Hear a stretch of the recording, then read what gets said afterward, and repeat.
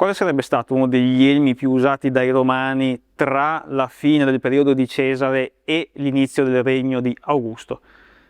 Probabilmente un elmo come questo. Questo elmo è classificato come tipo Bugenum da una delle località dove fu rinvenuto per la prima volta in Olanda, lungo quello che sarebbe diventato il confine renano dell'impero romano. Questo elmo potrete notare, se ci seguite da un po' e conoscete l'argomento, che assomiglia molto a un elmo di tipo Montefortino.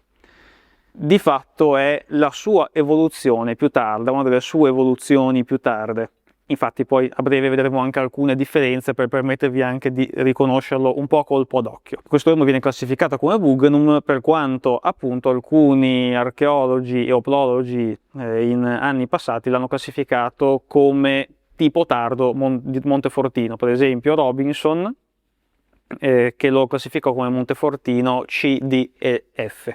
Essendo realizzato in lega di rame, questo elmo rientra nella categoria degli elmi di produzione italica, o quantomeno di origine italica, che andranno avanti a svilupparsi fino alla metà circa del I secolo d.C. Per quanto riguarda la datazione di questo elmo, ha un periodo di utilizzo di circa 60 anni, grosso modo. Infatti l'esemplare più antico che noi abbiamo viene da Siscia, l'odierna Sisak in Croazia, ed è datato al 49 a.C. e presentava un'iscrizione sul paranuca che ha permesso appunto la datazione. Infatti l'iscrizione era Skip Imp, ovvero faceva riferimento all'acclamazione a Imperator del console Scipione Nasica. Ovviamente acclamazione a Imperator non sta a significare in quel periodo storico l'acclamazione a Imperatore, quanto è un'acclamazione di un generale vittorioso. Imperator in epoca repubblicana ha questa valenza. Per quanto riguarda invece il termine di utilizzo di questi elmi, viene canonicamente fissato al 9 d.C., quindi all'epoca della disfatta della Severa di Teutoburgo contro le tribù germaniche. Pur essendo una tipologia tarda di elmo Montefortino, ha diverse differenze il tipo Bugenum dal classico Montefortino che siamo abituati a immaginare.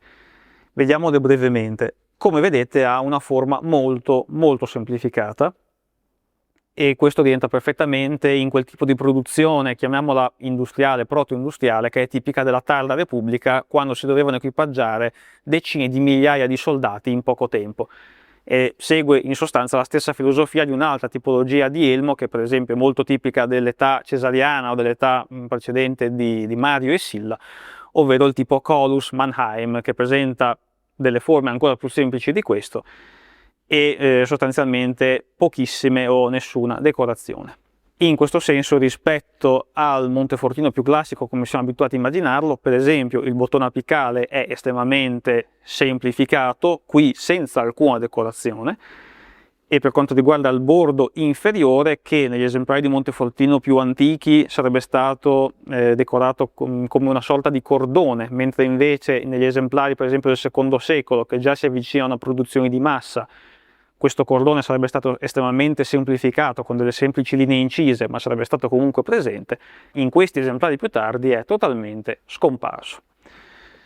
Per di più il paranuca, per esempio, è decisamente più accentuato e angolato rispetto all'elmo di tipo Montefortino, che presenta un paranuca spesso più, come dire, in continuità con la calotta e un poco meno esteso.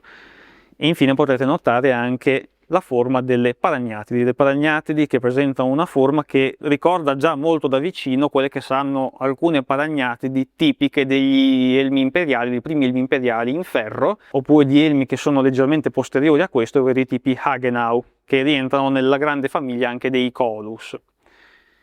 E per concludere, per distinguerlo da questi ultimi con i quali potrebbe venire confuso, il tipi Colus o Hagenau per l'appunto presentano di solito un paranuca più esteso, un apice che spesso è conico, e praticamente tutti gli esemplari di quella categoria presentano un frontalino, cosa che a questo invece manca totalmente. I Bugenum non hanno mai questa caratteristica.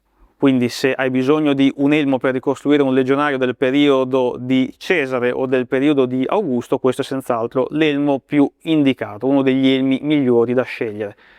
Lasceremo il link nella descrizione del video nel commento fissato in alto. Noi torneremo senz'altro a parlare di equipaggiamenti romani sul canale, quindi continuate a seguirci.